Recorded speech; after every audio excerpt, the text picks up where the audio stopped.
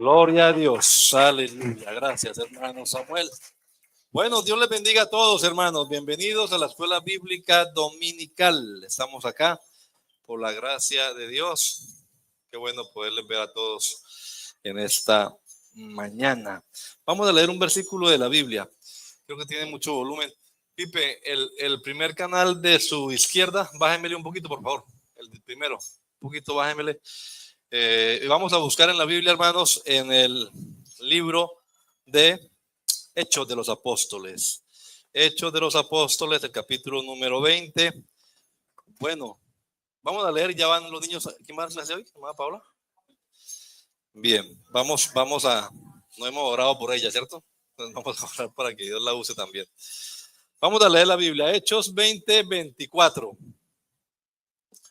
Hechos 20, 24. Pero de ninguna cosa hago caso, ni estimo preciosa mi vida para mí mismo, todos digamos, con tal que acabe mi carrera con gozo. Otra vez, con tal que acabe mi carrera con gozo y el ministerio que recibí del Señor Jesús para dar testimonio del evangelio de la gracia de Dios. Amén. Vamos a orar para que Dios, ya oramos por los adultos, pero vamos a orar por los niños, que Dios hable a los niños también y que use la hermana Paola en esta mañana. Soberano Dios, te damos gracias por la oportunidad que nos das de estar acá una vez más, Señor, para estudiar tu palabra. Jesús, habla a los niños en este día, Señor, usa la hermana Paola hoy e instrúyeles también a ellos, Señor, como a nosotros aquí en este salón. Ayúdanos, Señor, a aprovechar bien este rato en el nombre de Jesús. Amén. Amén. Bueno, sienten, tengan la amabilidad y los niños van a ir a su clase bíblica con la hermana Paola y van a estar todos juiciositos, aprendiendo de Dios. Todos juiciositos los niños y también pues los adultos acá. Vamos a estar atentos en esta hora a lo que Dios tiene para decirnos a todos, hermanos. Bueno, bienvenidos, gracias a Dios por poderles ver, hermanos. Algunos nos faltan, algunos están viajando, otros me imagino que estarán trabajando en este día, en fin. Un poquito de calor, pero no tanto que no podamos soportarlo tampoco, así que de todas maneras, si usted quiere, allá atrás hay agüita helada, entonces allá en la neverita puede sacar su agüita y tomársela. Bueno, también hidratarnos, pero no está tan desesperante el calor tampoco en esta hora. Qué bueno poderles ver, hermanos, acá. Hemos estado este mes hablando acerca del sentido de pertenencia en la iglesia y cómo podemos incentivarlo, ¿no? Fomentarlo en nuestra congregación, la necesidad de sentirnos parte de. Y pues hemos hablado de algunos elementos importantes a la hora de fomentar el sentido de pertenencia, y entre esos hablábamos de la comunión unos a otros, el compromiso también con la obra de Dios, y hace 8 días estábamos viendo acerca de la fidelidad. Hoy quiero hablarles un poquito más de otro ingrediente, de otro elemento, y es la satisfacción. ¿Les gusta ese tema? Sentirse satisfecho. Es importante. Yo creo que ya podemos apagar la greca. Samuel, la puede ponerle no, ya para que deje de hacer bulla el café. No, yo creo que mejor apagarlo por este lado, enfrente, con cuidado. Ay, que no se quema, enfrente. No. La de apagar, para que no haga bulla y nos distraiga ahí a todos. Estemos aquí atentos, hermanos. Bueno, hermanos, no se vayan a dormir todavía. Apenas voy a empezar. Allá hay café también si tienen sueño. Está caliente. Café caliente y agua helada. Así que ahí vamos. Bueno, en esta pequeña introducción, ustedes y yo vivimos en un mundo de la era digital. Todos estamos con un aparatico. Me imagino todos, porque pues ahora hasta los ancianos y los niños también ya tienen ese aparato. Así que realmente todo el mundo anda con eso conectado digitalmente. Pero socialmente aislado. Eso es una problemática real y social. Es un mundo fragmentado a pesar del globalismo que llaman. Está muy fragmentado este mundo y entonces se experimenta una soledad, paradójicamente, en este mundo en el que todo el mundo habla pero nadie escucha o nadie se escucha tampoco. Y pues hay una necesidad inherente en el ser humano y es que hemos dicho ya, el ser humano necesita ser o es un ser sociable y necesita sentirse parte de una familia, un hogar, por ejemplo, una comunidad, una iglesia en este caso. Acá estamos hablando de la iglesia particularmente. Como ese es el mundo en el que estamos viviendo hoy en día y el mundo actual es un mundo capitalista, globalista, consumista, pues asimismo esa sociedad en la que estamos viviendo ofrece soluciones. Usted pague y aquí lo metemos en un club, en una sala, no sé qué, y la gente pues paga y se mete a eso, pero va a ver que al final eso no trae la solución que él esperaba. Esta es una cultura que pone la prioridad en el bienestar psicológico.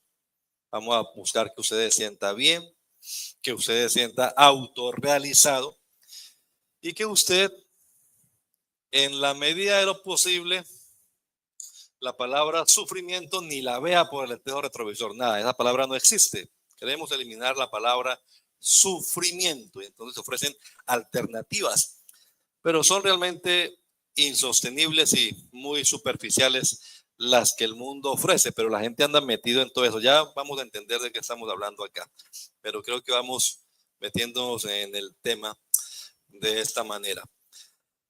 La cuestión es que en el caso de las iglesias, pues también, como la iglesia está inmiscuida en un mundo, en una sociedad, en una cultura, también es permeada por ese tipo de comportamiento. Y entonces muchas congregaciones, muchas iglesias, muchos grupos religiosos han optado por un modelo, una manera de subsistir en este mundo consumista. Y es ya ver a los hermanos, ver a la, entre comillas, membresía, como unos clientes. Estos son unos clientes en esta sociedad capitalista, consumista, y entonces hay que atenderlos bien porque el cliente siempre tiene la razón, dicen los que saben vender cosas. Así que lo que buscamos es satisfacer su necesidad de comodidad, de felicidad, automejorarse también. Y entonces el éxito en algunos lugares se está midiendo por la calidad de los bienes y servicios religiosos que ofrece esa iglesia. Estos bienes y servicios religiosos que se le ofrece al cliente, pues son, por ejemplo, la oratoria o elocuencia del predicador de turno, la excelencia del show musical que se prepara para la función dominical, la modernidad de las instalaciones, las sillas están bien acolchonadas, aire acondicionado, me atienden bien, me dan café o no me dan café, es con pan o no, todas las cositas así. El grupo, llaman algunos partes, los sugieres, cómo me atendieron, me recibieron, me dieron la hojita con los cantos, me dieron no sé qué, todo eso son los bienes y servicios que ofrecen, ¿cierto? Me siento como raro con este sonido acá, pero bueno. Sin embargo, es contra eso, contra lo que quiero hablar. Porque esa no es la esencia realmente de la iglesia. Eso crea más bien comunidades frágiles, de consumidores espirituales, sí, que pagan, dan sus diezmos, sus ofrendas por lo que estoy consumiendo. Y en cualquier momento de dificultad, cuando la situación se torne difícil, porque pues no siempre es todo color de rosa, cuando el sermón no guste, cuando el show de la música no estuvo tan bueno, entonces ya pues abandonamos ese grupo y buscamos más bien otro que nos ofrezca lo que ésta dejó de ofrecerme o que pues satisfaga mis gustos, porque al fin de cuentas soy yo el que tengo la razón, me refiero al cliente, al consumidor. Pero eso no es lo que procuramos nosotros. Y entonces, hermanos, el real y verdadero sentido de pertenencia a una iglesia es aquel que ve a la iglesia no como una oferta y demanda en el mercado capitalista y consumista, sino como el verdadero cuerpo de Cristo y, como hemos dicho también, la familia de Dios. Y entonces no estamos pensando nada más en el confort, en, el, en la satisfacción personal, en a ver cuántos programas me van a ofrecer para este mes, a ver si me quedo aquí o busco otra, a ver, muéstrame y de verdad se ve eso, ¿no? Evalúan cuál congregación, cuál iglesia me ofrece mejores programas para este mes, a ver a cuál asisto. Entonces eso no genera realmente un verdadero sentido de pertenencia eclesial. La pertenencia, el sentido de pertenencia a una iglesia, a una comunidad como esta, una congregación, debe surgir de la satisfacción interna, espiritual, que se siente pues por obra del Espíritu Santo, por supuesto, pero que además está orientada al servicio, servicio con un propósito. Es la satisfacción, aquí entramos en el tema, la satisfacción que se siente, el gozo, acabar mi carrera con gozo, el gozo que genera el sentir que soy parte de una magna obra, estoy haciendo una gran labor y además estoy participando también de algo supremamente grande que es la naturaleza divina. Estoy participando del mismo carácter de Dios. Ya vamos a explicar esto. Y eso, en muchos casos, no se encuentra sin la palabra sufrimiento. Es más, el verdadero cristianismo comienza con la muerte. Hay que morir si se quiere vivir. Si el grano de trigo no cae a tierra y muere, queda solo. Pero si muere, da mucho fruto. Pero eso es algo que la gente no quiere hoy en día. Entonces, no, entre menos me exijan, mejor. Ahí es donde me va a quedar. Son los modelos actuales de iglesia para algunos. Entonces, pues, vamos a ver, hermanos, que tenemos un modelo en la Biblia o varios modelos, pero vamos a empezar con el carácter divino que estábamos diciendo ahora.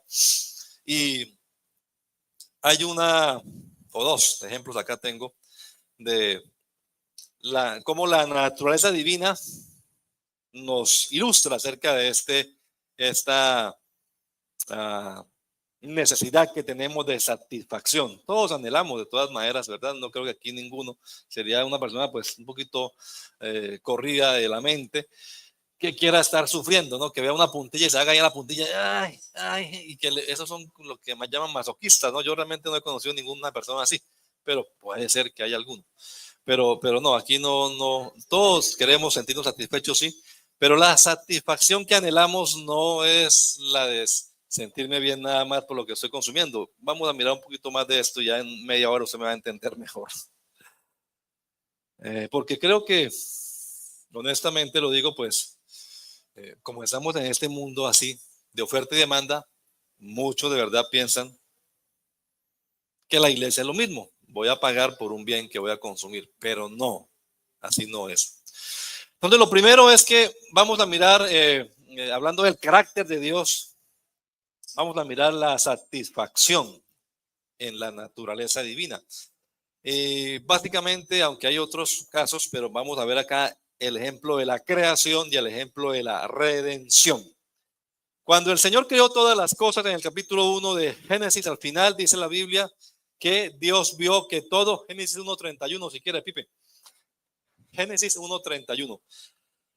Que vio Dios todo lo que había hecho y he aquí que era bueno en gran manera. Y fue la tarde y la mañana del día sexto. Bueno, tal vez ustedes no tengan no son o no tengan por qué serlo expertos en idiomas bíblicos, ni mucho menos, pero han de saber por lo menos que esto es una traducción. La Biblia en el original, en Génesis, se escribió en hebreo, y en hebreo se usan dos palabritas, top, meot, y esas palabritas que vio Dios que era bueno en gran manera, esas palabritas top, meot, van más allá de un mero juicio estético, que era bonito, no, es más que eso. Ese término implica una plenitud de propósito, una perfección, tal y como lo diseñé, como lo ideé, así salió. Una armonía integral en todo lo que había creado. Y recuerde que al final del sexto día, lo último que Dios creó que fue al ser humano, al hombre. El ser humano es la corona. El ser humano es esa cereza, ¿no?, del pastel, eso que se coloca ahí como adorno. Y el ser humano es la única creación de ese capítulo que tiene eso que algunos conocemos como la imagen de Dios, ¿verdad? No dice de nadie más, ni en todas lo que el Señor hizo, jamás escribieron allá. Y el elefante fue hecho a imagen y semejanza de Dios. No dice eso, de ningún ser, ni de los ángeles. Pero del ser humano sí dice que fue hecho a imagen y semejanza de Dios. Es la cumbre, repito, de la creación, que era muy buena. La humanidad no es un accidente en la evolución, no es un detalle más, no. La humanidad, el ser humano, es lo que le da sentido al resto del universo entero. Y vamos a pensar hoy en la imagen de Dios como esa necesidad o esa responsabilidad de reflejar al mundo el carácter divino. O sea, el mundo no ve a Dios, que Dios es espíritu, pero al ver a un cristiano debería ver en el cristiano la imagen de Dios, así como Cristo es la imagen del Dios invisible. Ustedes y yo también, al estar el Señor formando a su Hijo en nosotros, pues debemos convertirnos, o en este caso restaurar aquí en el nuevo nacimiento, después del nuevo nacimiento, la imagen de Dios. ¿Dónde ve al mundo a Dios? Debe verlo en la iglesia. La iglesia somos el cuerpo de Cristo y debemos reflejar ese carácter de Dios. Pero vamos a ir un poquito más allá. Yo he estado mirando en estos días unos documentales que están hablando acerca de la inteligencia artificial. Bueno, vi dos. No sé si usted haya tenido tiempo alguna vez de pensar en eso, porque me imagino que todos usamos ya la inteligencia artificial, y quien no lo usa, pues lo va a hacer, o a veces lo usa sin saberlo. Pero hay una problemática mundial alrededor de ese tema, y es que pues están diciendo que eso va a dejar sin trabajo a mucha gente, ¿ya? A mucha gente. Dentro de pocos añitos ya muchas personas no van a necesitar a otros para que le hagan una carta o le hagan no sé qué, y tal. Entonces van a haber mucha gente que se va a quedar sin trabajo. Creo que ustedes seguramente han oído, en fin. Y entonces lo que estaba viendo ahora es que están hablando que ya hay personas que han perdido su trabajo, que no.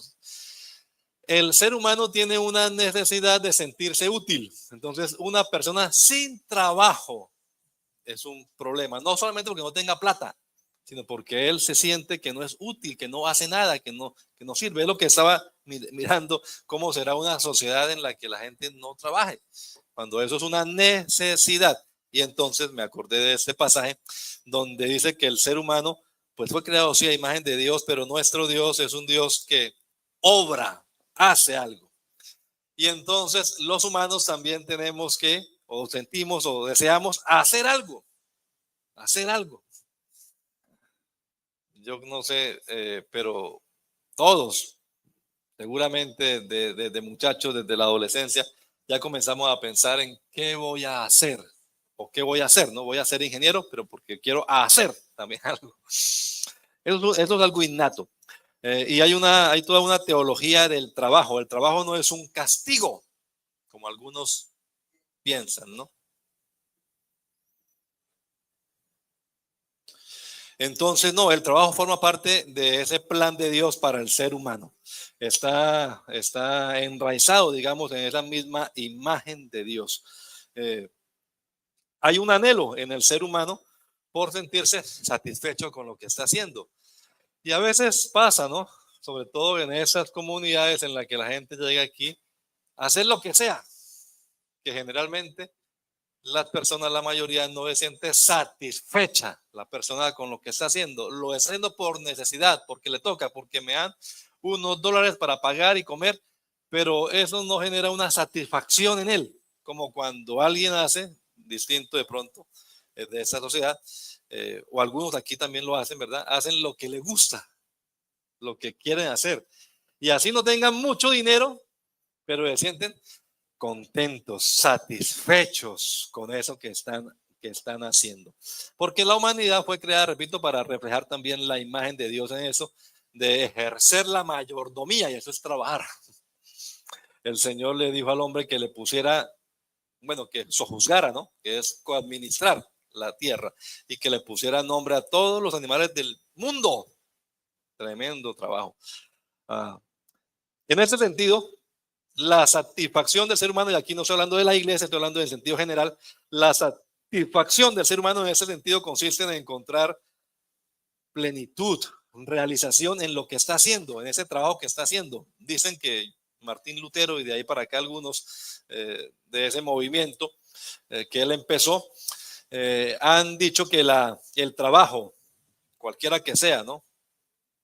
Dignifica al ser humano y no es un castigo ni mucho menos, y que a través del trabajo también se puede servir a Dios. Entonces, que el zapatero haga su zapato como si fuera para Dios, que el panadero haga el pan cantando y todo como si fuera un pan para Dios, y así cada uno quisiera todo como sirviendo a Dios. Bueno, la Biblia algo de eso nos enseña también en esa, entre comillas, ética del trabajo, teología del trabajo en el Nuevo Testamento, de hacerlo todo para la gloria de Dios y no nada más para que el ser humano lo vea.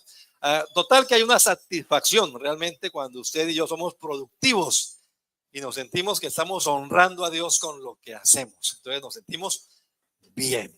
¿Vamos, hermanos? Bien, apenas vamos en el primer puntico y son 20. Así que vaya, respire y tome agüita. Otro ejemplo. Entonces dijimos que íbamos a ver dos ejemplos del carácter, de cómo el carácter divino refleja o nos enseña eso de la satisfacción. Uno, la creación, y el otro, ¿cuál es que dije? La redención. La redención. Recuerden que en esa, que algunos llaman ahora esa mega historia, pues tenemos la creación, la caída, pero la redención y después también la glorificación, cuando seamos transformados y seamos semejantes al Señor. Hablando de la redención, entonces aquí ya hay otra satisfacción un poquito más profunda, diría yo, distinta. Escuchen bien la palabra paradójica. ¿Sabe qué es paradoja? Zacarías dice, aquí subimos bajando. En el reino de Dios todo es distinto. Se lo voy a describir paradójicamente. Aquí recibimos dando. Bueno, paradójicamente. Isaías 53:11. En este versículo que vamos a leer acá, encontramos la satisfacción en la redención. Verá el fruto de la aflicción. Ahí nos metemos ya en el tema del sufrimiento, que no es fácil tratar ese tema. Porque repito, hoy nadie quiere. Anoche yo me levanté con un dolor de cabeza y no me quedé en la cama. Ay, qué rico dolor de cabeza. Ay, Dios, quiero dormir toda la noche con dolor de cabeza. No, me levanté y me tomé una pastilla, Advil, porque ya no aguanto más. Nadie quiere, de verdad, ¿cierto? En su sentido, en su sano juicio, tener sufrimiento. Pero a veces, hermanos, el sufrimiento es una herramienta en las manos de Dios. Verá el fruto de la aflicción de su alma y quedará satisfecho. Vamos a mirar un poquito de esa exégesis también allá. Es una satisfacción, ahí es otra palabra que se usa, la palabra sabá, yishba, completa, una satisfacción completa, profunda, como cuando usted tiene hambre o sed. Ahora que veo al hermano tomar agua, usted tiene sed, tengo la boca seca, pero le toma un vaso de agua fría y usted queda satisfecho. Usted tiene mucha hambre, pero come un buen pedazo de carne asada con yuca y con arroz y usted queda contento. Barriga llena, corazón contento. Bueno, esa es la satisfacción, un estado de plenitud total. Pero ¿cómo se logra eso? Quedará satisfecho viendo el fruto de la aflicción de su alma. Aquí la clave es ver la fuente. ¿Qué es lo que produce esa satisfacción en el Mesías? No es la aflicción por sí misma, sufrir por sufrir. No, no es eso. Sino que dice el fruto de la aflicción. Para nuestro caso diríamos casi que el fruto del sufrimiento. ¿Cuál es ese fruto? Ahí lo dice. Por su conocimiento justificará mi siervo justo a muchos y llevará las iniquidades de ellos. La satisfacción del Mesías es ver que mucha gente, ¿cierto? Su número era millones de millones. ¿Cuántos millones de seres humanos salvaría el Señor al ir al Calvario? Lo veremos allá cuando estemos cantando en las nubes, ¿verdad? Pero son millones, según Apocalipsis lo dice. Y eso fue lo que vio el Mesías y dijo, valió la pena sufrir. Entonces, su gozo, escuchen bien esto, hermanos, porque como Él es, como Cristo es, ustedes y yo debemos ser en este mundo. ¿Estamos de acuerdo o no? Bien, pero la sociedad y la universidad y la psicología y las teorías del mundo no enseñan esto. Ellos nos enseñan esa autorrealizarse, pero aquí el gozo del Mesías no es la autorrealización, no es el sentirme bien, el no sufrir, es la justificación de esos millones. En otras palabras, la salvación. Con un costo que fue infinito. El costo de la salvación, hermano, eso es algo supremamente grande. Pero lo pagó el Señor con su propio sufrimiento para salvar a otros. Así que la satisfacción de la que estamos hablando aquí es más que pagar un diezmo y sentir y escuchar un buen sermón o oír una canción buena. No, no es esa la satisfacción de la que estamos hablando acá. La satisfacción cristiana, auténtica, no se encuentra solamente en mis sentimientos nada más. La otra vez veíamos Filipenses 2 y ahí también vemos el ejemplo del Mesías, Cristo Jesús. No es la autorrealización, sino la autoentrega. Siendo en forma de Dios, no estimó el ser igual a Dios como cosa que aferrarse, sino que se despojó a sí mismo, se entregó por el bien de los otros. Y la Biblia dice, haya pues en vosotros el mismo sentir, es lo que estudiábamos aquel día, el mismo sentir que hubo también en Cristo Jesús. Eso se opone totalmente a la filosofía consumista que el mundo hoy en día predica, que está todo centrado en el yo. Pues no, aquí la plenitud del Mesías se encontró no en centrarse en sí mismo, sino en centrarse, en enfocarse en los demás. Entregó su vida, fue derramado hasta, creo que el versículo 12, póngame el siguiente, Pipe, por favor. 53:12. Sí, derramó su vida, la entregó, ¿verdad? Entregó su vida hasta la muerte, fue contado con los pecadores, pero realmente él estaba llevando el pecado de mucho y orado por los transgresores. Oiga, esto es difícil de predicarlo en esta época, le digo. A mí mismo me cuesta a veces. Pero que el Señor nos ayude, porque ese es el carácter de Cristo que debe ser formado en nosotros. Ni un amén, pero bueno, yo me digo, amén, hermano, así es. Ese es el carácter que debe ser formado en nosotros. Sí, yo soy consciente de que va en contra de lo que nos enseñan y de nuestras propias aspiraciones, pero ese es el Hijo de Dios que en mí debe ser formado, el carácter de Cristo. Entonces la satisfacción proviene en ver salvar la gente. La satisfacción, el verdadero sentido es de satisfacción, de Me siento contento en esa iglesia. Que no sea nada más porque qué buen pastel que me dieron el día de mi cumpleaños. Hoy vamos a celebrar cumpleaños. Pero que no sea eso. Sería algo muy triste. ¿Cuál es la satisfacción o el gozo más profundo que debe sentir un creyente? Debe ser el de ver a alguien que se convirtió, a alguien que se bautizó, a alguien que recibió el bautismo del Espíritu Santo. O verse a sí mismo, ¿no? Perfeccionándose cada día, creciendo en la gracia del Señor. Esa es la satisfacción real que hace que usted se sienta o deba sentirse contento de ser parte de una iglesia. Aquí sí digamos amén, hermanos. Bueno, muy bien. Bien, cuando usted como miembro de una congregación encuentra su mayor satisfacción, qué linda esta iglesia, en la calidad de música, cómo canta de bonito la hermana Margaret, en el carisma del pastor, que no sé dónde, cuál pastor será, no, yo no soy, pero, o en la comodidad de las instalaciones, es que qué pantalla tan bonita que tiene. Bueno, oiga, cuando usted sienta la satisfacción y le guste venir a la iglesia por eso es señal de que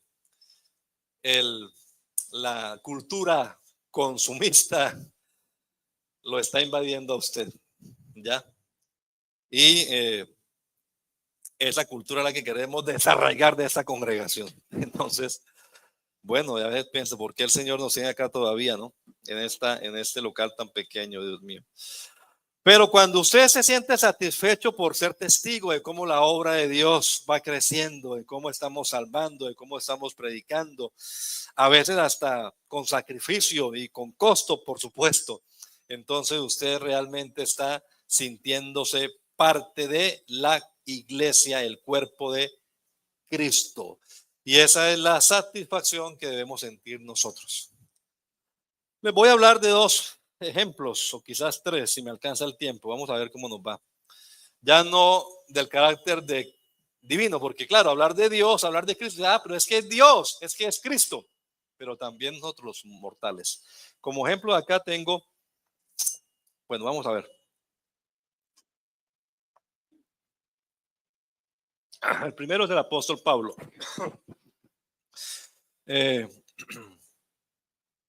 Una satisfacción como una realidad vivida por ellos, anclados en la palabra de Dios, en sus propósitos, la meta, el fin. Y en eso encontraron gozo, a pesar de las circunstancias difíciles. El apóstol Pablo encuentra su satisfacción en la fidelidad. Primero en la fidelidad de Dios.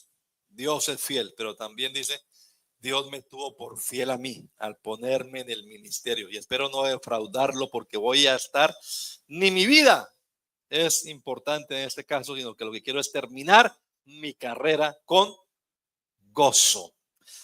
Aquí también vamos a ver un paradigma diferente, hermanos. Éxito. En la vida secular, en la vida del mundo actual, en la sociedad, es una cosa. Éxito, en términos bíblicos, es otra cosa. Otra cosa. Pablo y otros no midieron su vida por la comodidad o el éxito a nivel mundano, sino por la fidelidad a su llamado divino. Dios me llamó para esto y pase lo que pase, ahí me quedo. Dios es fiel. Y si me tuvo por fiel poniéndome en esto, aquí me quedo. Al final de su vida, cuando Pablo está terminando su carrera, colóqueme allá, Pipe, segunda carta del apóstol Pablo a Timoteo, capítulo 4, versículo número 7. Es la última carta que él escribe, es como un legado a su hijo y discípulo Timoteo. Él está resumiendo su vida con una declaración muy profunda de satisfacción. He peleado la buena batalla, he acabado la carrera, he guardado la fe. Es un lenguaje como de guerra, como de un lenguaje que no habla nada más de una escaramuza militar, sino de una contienda extenuante, agonizante, que requirió esfuerzo, casi que heroico, disciplinado. Pero es una carrera, la palabra buena ahí también puede ser noble, una noble batalla, una excelente batalla la que he peleado. Y habla del valor supremo de la causa por la cual luchó. He guardado la fe, he guardado la fe. Aquí Pablo habla de la satisfacción que produce no su éxito secular, porque lo que era, él era alguien, hablando en términos seculares, pero porque era fariseo, era irreprensible en cuanto a la ley, era un erudito de su época, pero dice él, pero cuanto para mí era algo, esas cosas ahora son basura. O sea, lo que para el mundo secular era, de admirar, don Pablo, eso es una basura. Yo prefiero es a Cristo. Eso me hace acordar mucho de Moisés. Recuerdan que Moisés dice, Hebreos 11, que por la fe rehusó llamarse hijo de la hija del faraón. Eso es algo especial. Qué chévere, qué éxito que tuvo Moisés, qué tan de buena siendo esclavo y ahora es que sentado en el palacio real con faraón. Qué privilegio, lo logró. Así como dicen acá, coroné. Pero él dice, no, yo desprecio todo eso. Rehusó llamarse hijo de la hija de Faraón y prefirió más bien que los vituperios. O sea, los insultos, los castigos, los menosprecios del pueblo de Israel. ¿Pero por qué? Porque tenía la mirada puesta en el galardón. Entonces, eso es ser inteligente, hermanos. Que Dios nos ayude a tomar ejemplo de esto. No es una vida fácil, pero es una finalización exitosa. Ha sido mirando retrospectivamente, ha sido una carrera que no ha sido fácil. Hubo momentos difíciles, pero no importa. Termino con gozo mi carrera. De ninguna cosa hago caso ni estimo preciosa mi vida para mí mismo con tal que acabe con gozo mi carrera y el ministerio que recibí del Señor para dar testimonio del evangelio de la gracia de Dios. Pablo está ya poniendo su mirada ya. El Señor me llamó para esto y bueno, Él es fiel, Él me puso aquí y yo voy a quedarme acá y voy, no me importa lo demás, no me importa nada, voy a terminar con gozo mi carrera. ¿Y qué me espera? Versículo 8, Pipe. Entonces dice, por lo demás me está guardada la corona de justicia, la cual me dará el Señor, pues justo en aquel día, y no solo a mí, sino también a todos los que aman su venida. La satisfacción está anclada ya en una esperanza. Yo conozco el final. Allá en el final, el Señor me dará una corona especial, una corona, no solamente para Él, sino también para la comunidad de redimidos. Ustedes y yo también estamos siendo parte de esta comunidad, amados hermanos. Y en el libro de Hebreos, Pipe, búsqueme Hebreos 11:38. Aquí hay un asunto bien delicadito y ahí nos metemos ya en el tema del sufrimiento. Hebreos capítulo número 11 y versículo número 38 dice de la siguiente manera. Bueno, dice el 36. Otros, escuche esto, porque hasta ahí viene de cosas especiales, sobresalientes. Bueno, pero dice otros experimentaron vituperios y azotes, y además de esto, prisiones y cárceles. Fueron apedreados, aserrados, puestos a prueba, muertos a filo de espada, anduvieron de acá para allá cubiertos de pieles de ovejas, de cabras, pobres, angustiados, maltratados. ¿No se les gustaría llevar una vida así?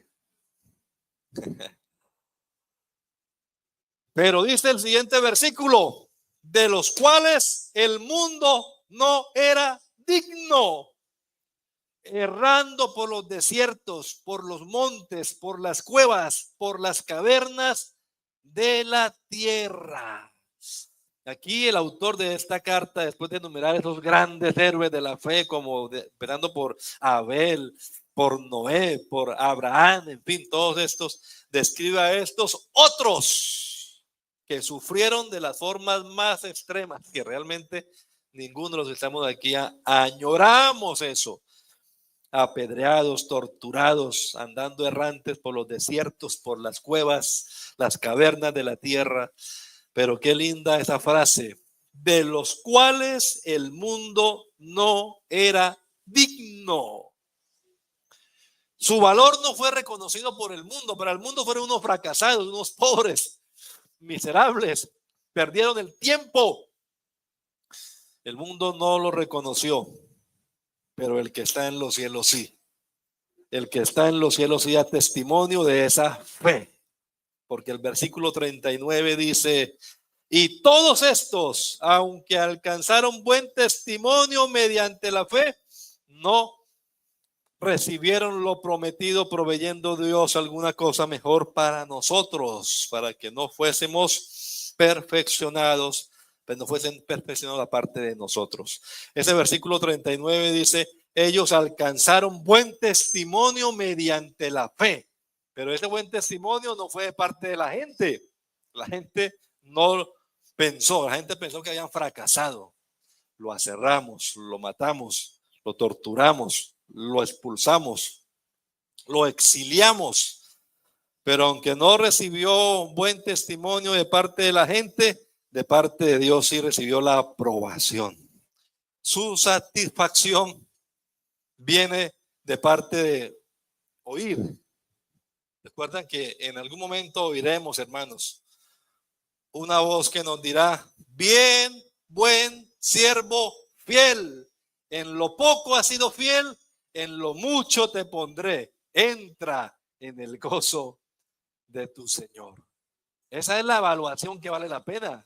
¿Para qué los aplausos? ¿Para qué los títulos aquí en este mundo? Si al final no escuchamos esa voz, no, que escuchemos esa voz, aunque el mundo nos trate de fracasados. El mundo no era digno de ellos, pero ante Dios, bien, buen siervo fiel.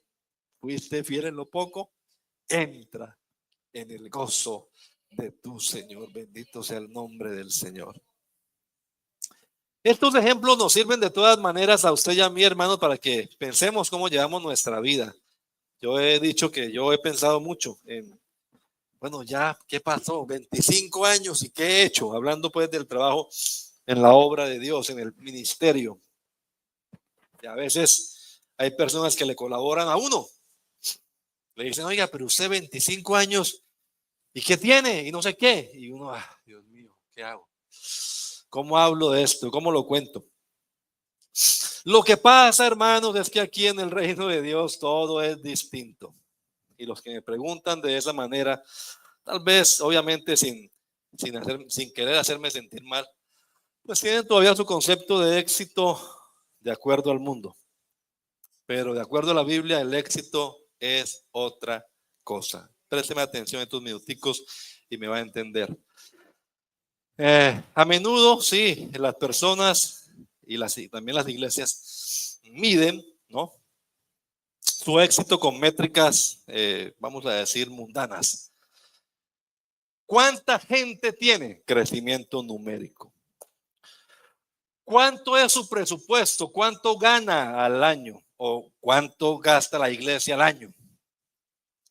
¿Qué tan populares son sus programas? ¿Qué tan atractivos son esa programación de la iglesia? ¿Qué tan cómoda se siente la congregación allá en donde usted es pastor? Estoy hablando en mi caso, pero usted aplíquelo también en el suyo. Y claro, un enfoque así, cuando uno se mide así, eso tiene sus peligros, sus inconvenientes, porque este enfoque mundano conduce inevitablemente a la comparación, a la envidia, a la desilusión y al agotamiento también, cuando no se materializan los resultados. Pero realmente esa manera de medir el éxito lo que revela es un profundo desconocimiento, o vamos a llamar incomprensión mejor, a no llamar, de los propósitos divinos. Porque Pablo y estos héroes de la fe que acabamos de leer, igual que para nosotros los creyentes, ellos fracasaron o tuvieron éxito. ¿Ustedes qué dicen? Pablo y estos otros héroes de la fe, ¿fracasaron o lo lograron? Lo lograron. ¿De acuerdo a quién? Lo lograron. Porque éxito es igual a fidelidad en la obra de Dios.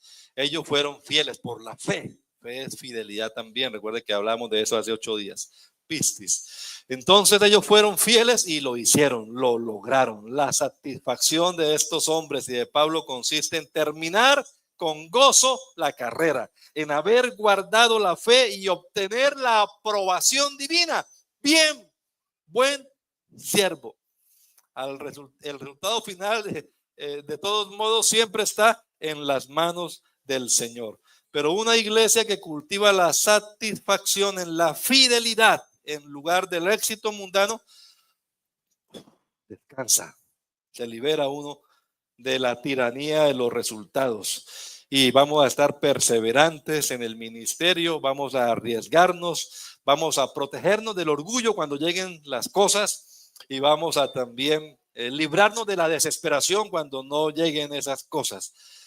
Pero esa es, hermanos, la métrica que usted y yo debemos tener, la métrica de la iglesia. Yo quisiera, sáquenme una copia, por favor, miren, sáquenme acá por lo menos unas 10 hojas de estas, 10 copias. Yo quiero regalarle acá, hermano, eso para que se lo lleve, porque ya no voy a alcanzar a explicar todo. Pero usted se lleva este cuadrito y usted lo va a poder analizar luego, hermanos. Yo quiero que usted lo haga, usted, por familia, por lo menos una hojita de esas. Y mira, hay 2 paradigmas aquí de satisfacción. ¿Cómo lo está viendo usted?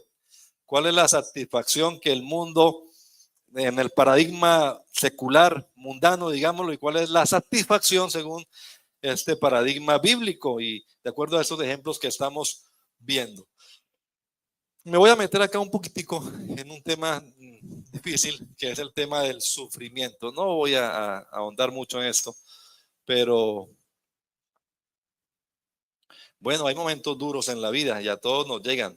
A veces algunos tempranos, a otros más tarde, pero a todos nos llegan esos momentos duros, hermanos.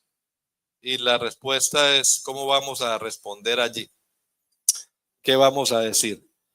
¿Le vamos a echar la culpa a Dios? ¿O vamos a preguntarnos siempre, ¿por qué a mí? ¿Por qué a mí? ¿O cómo vamos a asumir ese tema del sufrimiento? Desde el inicio dije, es un tema que la gente actual no quiere tocar, no quiere pensar en eso, quiere acabarlo, evitarlo a toda costa, pero en las escrituras se nos habla de sufrimiento y no solamente en el caso de Job, que es muy conocido, pero no solamente Job, hay muchos ejemplos. Pipe, Santiago 1, Santiago 1, 2. Escuchen estas palabras. Hermanos míos, tened por sumo gozo, esto es satisfacción, gozo, alegría. Tened por sumo gozo cuando os halléis en diversas pruebas. Díganme si eso no suena como... Sí, la palabra es paradójico, es que eso es como contradictorio. ¿Cómo me va a decir eso, hermano? Hermano Santiago, ¿cómo me va a recomendar eso? Romanos 5:3. Romanos 5:3.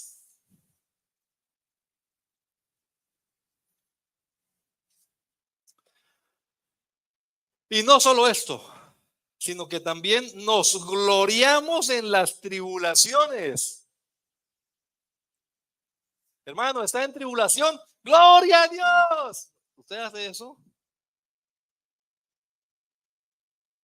Una vez más, pero Pablo, o sea, ¿usted qué le está pasando? ¿Por qué cómo me voy a gloriar en la tribulación?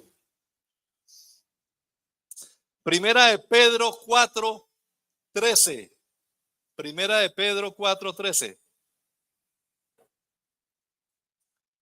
Gozaos por cuanto sois participantes de los padecimientos de Cristo. Hermano, está padeciendo, gócese. Pero hermano Pedro, entonces ¿cómo entendemos a Pedro, a Santiago, a Pablo? ¿Cómo analizamos eso? Y hay otros más, pero por ahora esos tres son suficientes, creo, para que entendamos que la Biblia sí habla del sufrimiento. Y no es que vamos a convertirnos aquí en una sociedad de masoquistas nosotros, ni vamos a anular por completo las emociones, los sentimientos, ¿no? No, que así me esté oliendo y diga, ay, qué rico que me huele. No se trata de eso. Escuche bien, pero si es vamos a resetear la palabra, ¿no? Resetear. Porque usted y yo, los cristianos, conocemos el final de la historia, ¿o no? Usted no ha leído Apocalipsis, no sabe qué es lo que estamos esperando. Estamos esperando la glorificación, la manifestación gloriosa de los hijos de Dios. El sufrimiento, las pruebas, los padecimientos, hermanos, a veces esos llegan a la vida y a todos nos llegan. Y a veces Dios los permite para moldearnos, para probarnos, para que crezcamos en la fe, para que produzcan lo que veíamos ahí, paciencia, perseverancia, para que también en la revelación de su gloria nos gocemos con gran alegría. Está hablando del final de la historia, conocemos el final de la historia. Esta leve tribulación momentánea, dice otro versículo, no es comparable con la gloria venidera que en nosotros ha de manifestarse. Claro, cuando uno predica así, un profesor me decía a mí una vez, es que ustedes los cristianos son escapistas.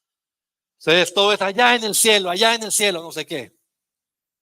Pero no somos escapistas, somos realistas, hermanos. Conocemos la realidad de las cosas. Nuestra esperanza no es un escapismo, no es una quimera que alguien persigue y nunca alcanza. No.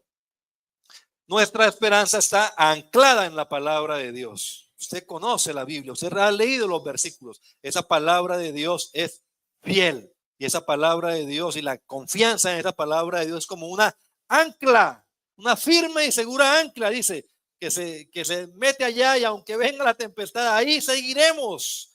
Y esa ancla, esa esperanza no avergüenza, porque el amor de Dios ha sido derramado en nuestros corazones por el Espíritu Santo que nos ha sido dado. Tenemos que aprender eso, hermanos. Eso no es fácil.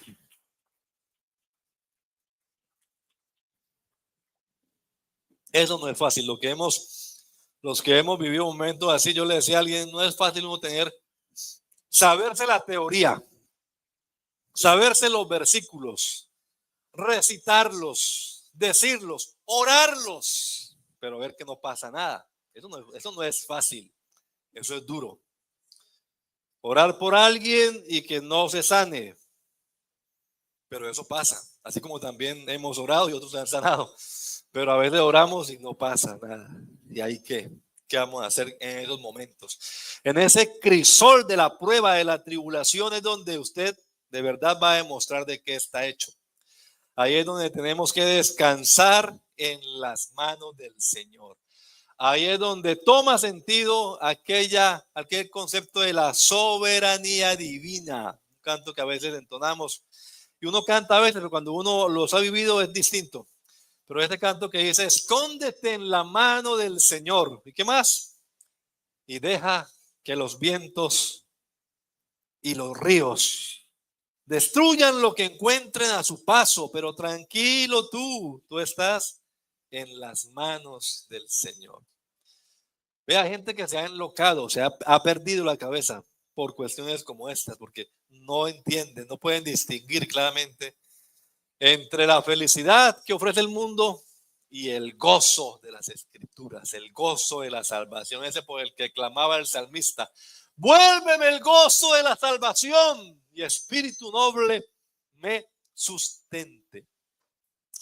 Si usted no sabe de qué estoy hablando, le voy a decir en 2 frases. Hay una felicidad que ofrece el mundo que es pasajera, un placer temporal, efímero. Eso pasa, pero es placer, placentero, es gozo.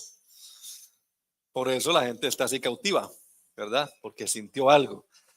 Descansé, llámese como se llame, alcohol, marihuana, drogas, sexo, lo que sea, pecado en general. Pero eso es una cosa fugaz, efímera, y además que depende también de las circunstancias, ¿no? Depende de que esté eh, la droga, ¿cómo se llama esto? Los ingredientes metidos en la sangre, en el caso de que sea un efecto de eso.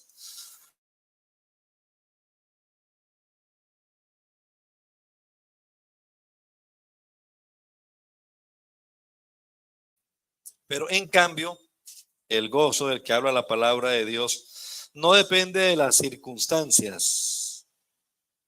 El gozo depende de lo que hay dentro del corazón, lo que hay dentro del alma, la disposición estable de lo interno del ser humano, el carácter inmutable de saber y conocer al Dios que me sustenta, al Dios que está conmigo en medio de la tribulación. Entonces dice, no temeré lo que me pueda hacer el hombre. Entonces uno comienza a entender a aquellos muchachos que dijeron, no, rey, no hay necesidad de que te respondamos respecto a este asunto. No nos postraremos ni adoraremos a la imagen que has construido. El Dios a quien adoramos, Él nos puede librar de tu mano, oh rey. Y si no nos libra, de todas maneras no vamos a postrarnos ni vamos a adorar la estatua que has levantado. Esos muchachos sentían gozo a pesar de las dificultades, a pesar de las circunstancias adversas, ¿no? Y son cosas que uno dice, increíble. Estos hombres estaban allá en medio del fuego alabando a Dios. El fuego era real, pero a ellos no les tocaba. Hace unos días me acerqué un poquitico así, se me quemaron todos estos vellitos. Eso me olía.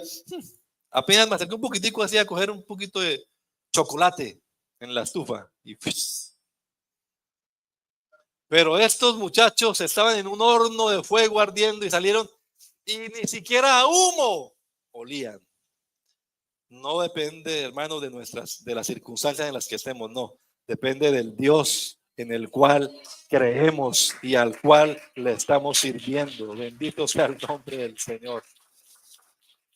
Así que ahí cobra sentido eso que a veces cantamos, ¿no? Porque qué bueno es, como dice, alabar a Dios cuando en la vida no haya problemas. Qué cosa buena. Pero el compositor dice, pero yo le alabo en medio del quebranto. Bendito sea el nombre del Señor. Eso es otra cosa distinta. Ese gozo bíblico, ese gozo que produce el Espíritu Santo, puede coexistir con el sufrimiento, con el dolor, como el de estos hombres que hemos leído, Pablo y los otros. Pablo escribe a los Corintios, estamos como entristecidos, o sea, como entristecidos, es como, no están tristes. Estamos como entristecidos, pero siempre gozosos. Hay una contradicción allí, ¿eh? Como sin plata, como empobrecidos, pero enriqueciendo a muchos. Tremendos esos pasajes de la palabra de Dios. Ojalá, hermanos, que como comunidad cristiana, como iglesia, nosotros busquemos este gozo sobrenatural que produce el Espíritu Santo y no la felicidad de las circunstancias. Si el carro es nuevo o no, si la casa es propia o es alquilada, y yo aquí pagando renta y no sé qué, y amargado. En medio de las circunstancias nos gozamos en el Señor. Vamos a estar en pie, tengan la amabilidad, se me acabó el tiempo, pero yo les voy a dar una hojita allí. Deme una, por favor. Para que usted pase, si quiere, y déle una por familia para que por lo menos una se la lleven. Usted en la tarde, mañana, cuando ya usted haya masticado esto con calma, o haya rumiado bien, mire eso, mire esos dos paradigmas de satisfacción. Mire el que ofrece el mundo consumista y mire el modelo bíblico. El modelo consumista nada más piensa en mi comodidad y bienestar personal, pero el modelo bíblico piensa en la gloria de Dios y en el bienestar de los otros. El sufrimiento es un obstáculo que hay que evitar a toda costa, pero a veces en el modelo bíblico el sufrimiento es un instrumento que produce, moldea nuestro carácter y nos da esperanza. El sentido de bienestar depende también de las circunstancias favorables en el mundo consumista. Es la gratificación de mis deseos, pero ese bienestar, esa cosa buena, esa satisfacción en el modelo bíblico es alinearme con el propósito divino, fidelidad al llamado, éxito, resultados tangibles, monetarios, numéricos, ganancia personal, ausencia de conflicto. Ese es el modelo consumista. Pero fidelidad, obediencia, aprobación divina, ese es el éxito en el modelo bíblico. En el modelo consumista, la satisfacción está fundamentada únicamente en mi autonomía, en mi autorrealización, pero en el modelo bíblico yo debo reflejar la imagen de Dios. Yo debo ser como Cristo, autosacrificio, el mismo sentir que hubo en Cristo Jesús. En el modelo mundano, la satisfacción depende de qué puede hacer esta iglesia por mí, qué tanto me da la iglesia. Pero en el modelo bíblico es cómo puedo yo servir al cuerpo de Cristo. Y claro, el modelo consumista pues va a producir fragilidad, colapso ante cualquier momento. Pero en cambio el modelo bíblico, a pesar de las pruebas, de las tribulaciones, ahí nos mantendremos firmes en el Señor. Bueno, vamos a hacer una oración, hermano. Vamos a pedir a Dios que Dios nos ayude. Nos faltó mirar aquí algunas cosas, pero ya poco a poco lo vamos a ir mirando en otra oportunidad. Poco a poco, gota a gota, goteará como lluvia mi razonamiento, dice la palabra del Señor. Bendito Dios.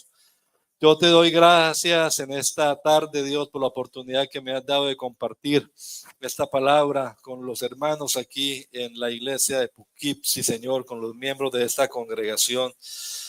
Ayúdanos, Padre amado, a poder evaluarnos individualmente, cada uno de nosotros, poder mirar cómo estamos trabajando, Señor, cómo estamos sirviéndote a ti, Jesús, en esta generación en la que nos ha correspondido vivir, Dios. Ayúdanos, ayúdanos, Padre, te lo pedimos, Señor Jesucristo, en tu nombre poderoso, Jesús. Permítenos entender, Señor, tus propósitos en nuestra vida